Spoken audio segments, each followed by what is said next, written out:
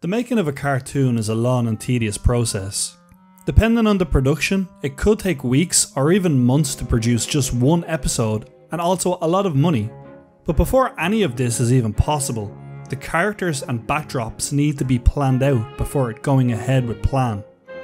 This results in lots of trial and error, trying to decide on the right shape, emotion and layout of each individual character before the finished product is perfect. Many big companies like Warner Brothers and Disney must have hundreds of unused or rejected models of these characters. But where do they go? It's hard to think of unused cartoon characters being thrown in a bin and forgotten about. They need a home, a purpose. Enter Cuphead and its virtual world. Hey guys, welcome to Hypotheticals, a show that asks the questions that are just too stupid and attempts to find answers for them. And today we will be looking at Cuphead because I have a theory, a very wacky one, but a theory nonetheless. Are they all just rejected 1930s cartoons? Now at first you'll be saying to yourself, no, because they were created by the Moldenhauer brothers and are based off real life cartoon characters. Well, yeah, that's what they want us to think, but what if they're not actually based off 1930s cartoons, but actually are 1930s cartoons? Let me try to unravel this thought with the evidence I gathered. For this theory to make sense, it kinda needs a backstory, and that's exactly what Cuphead has. Two cups walk into a bar and gimme your souls. Joking aside, the game starts off with the acknowledgement that our two protagonists, Cuphead and Mugman, are actually gambling in the Devil's Casino and lose on the craps table after some sneaky work from the devil. He says if they lose, he gets their souls, and when they do lose, they beg him to spare them, so he sends them out to collect the souls of all his debtors. Thus, our mission begins where we must shoot our way through numerous boss battles just to resolve our debt to the devil himself. But this is the given story, but for the idea that these guys are rejected animations, we could argue an untold truth to the existing story. One way at looking at this is that the story of Cuphead is about how all these characters didn't get their TV or movie roles. They are rejected versions of the cartoons who beat them because they didn't get the job for that role from the animators. This is kind of like how the Animaniacs were rejects from the Warner Brothers and would often be locked in the Warner Brothers tower whenever they caused havoc in the studio compound. They now live in these islands trying to make it in the animation industry. They all have jobs now that they're not famous actors. For example, the vegetables working in the field, the clown working in the carnival, or how about the prize-fighting frogs on the boat? Seems very fitting, right? They gambled in the casino because they hit rock bottom and ended up in crippling debt to the mean casino owner who can be seen as the devil, but not the real devil. In fact, the whole souls thing is actually them now owing the devil their debts, and is a metaphorical concept. Cuphead and Mugman can therefore be seen as gangsters. Look at the cheeky faces they pull when firing their pea shooters. While this looks like magic out of their hands, it could be a hidden pistol firing rounds, just cartoon rounds. Their presence in the casino could be them being stuck in the devil's mafia work. Any other characters that give that vibe? The Dice Dude, yeah, the Dice Dude.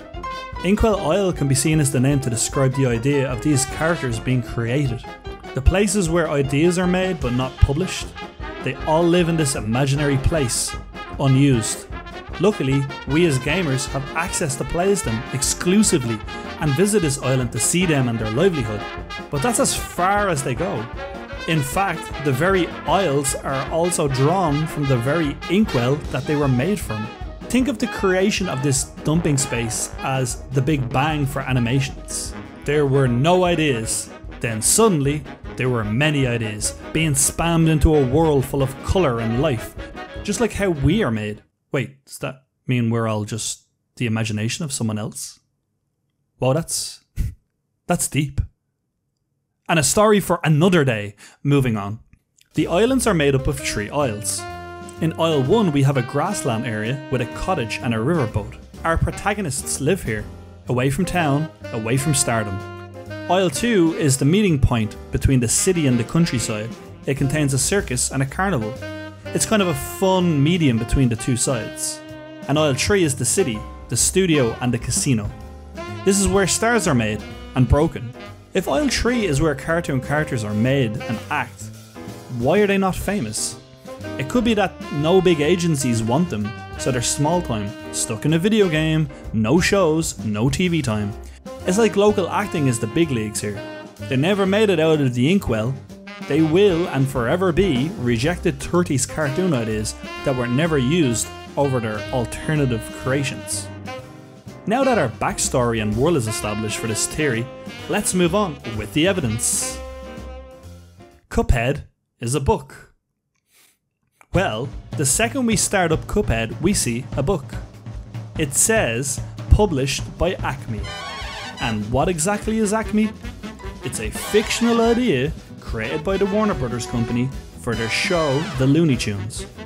It could be argued that this very idea of Acme existing in this game could suggest that the entity of all these characters are that of the Warner Brothers themselves. The creators of Inkwell Isle, the creators of these unused characters for this very publication, a book. Cuphead and Friends may be rejected cartoons for animation purpose, but can be seen as both successful characters in both literature and video games. Reference to Disney characters. Cuphead is full of nods to existing cartoon characters and video game references. The intro is similar to that of Final Fantasy VII, for example. However, we're not here for modern day examples. Where is the evidence to 1930s cartoons that can allow this theory to make more sense? Well, Cuphead is absolutely full of examples of 1930 references. The cat is inspired by Tom from Tom and Jerry. Hildeberg and Cala Maria is inspired by Betty Boop. Sally's stage play is inspired by Olive Oil. Beppy the Clown is inspired by Coco the Clown. Even the devil is inspired by Hellsbell's version of the devil. Cuphead's hands, legs and nose is a picture perfect match to that of Mickey Mouse himself.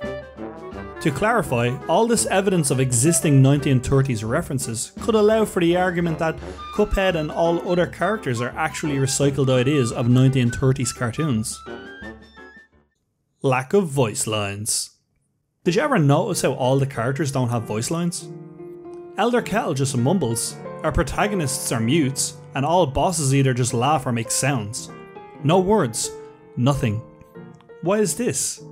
It could very well be due to the fact that they are not official characters and therefore have no voice actors.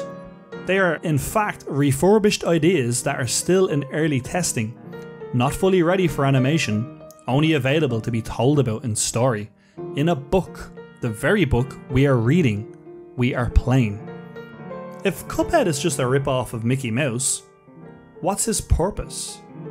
English Dictionary defines a Cuphead as a hemispherical bolt head, in other words, a roundish type of screw. These type of screws are commonly found in car engines which hold the engine together. Cuphead could be named so as the metaphor as the very bolt that tightens the foundation of this whole cartoon world together. He's the glue that molds it all into one. Without him, a key element to the plot, to the game or storyline doesn't even exist. Remember, this is a story within a video game, preserving what is amazing about the 1930s in a modern day platformer. It doesn't matter if he's a recycled idea, or if he makes us question the laws of video game logic. Well, actually, why is there a hand coming out of his straw during mid-flip? He is our guide through this amazing game and allows us a nostalgic revisit to the 1930s for this monumental masterpiece of a title. Conclusion. And that does it for today's hypothetical video. Thanks for tuning in, guys. I would love to hear your Cuphead theories in the comments below. Do you guys think the characters are 1930s rejected animations? Please leave a like if you're a fan of Cuphead, and be sure to subscribe to be kept up to date with the latest crazy theory videos in the future. New bi-weekly videos every Saturday at 9 AM Eastern Time. But anyways, thank you all for watching, and I'll see you guys at the next one.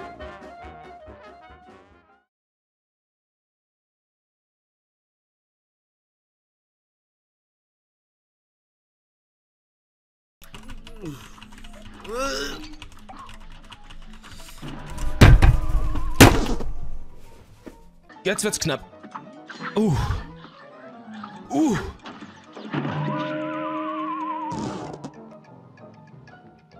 One, two. It's not a one. Here's a real high class. Okay.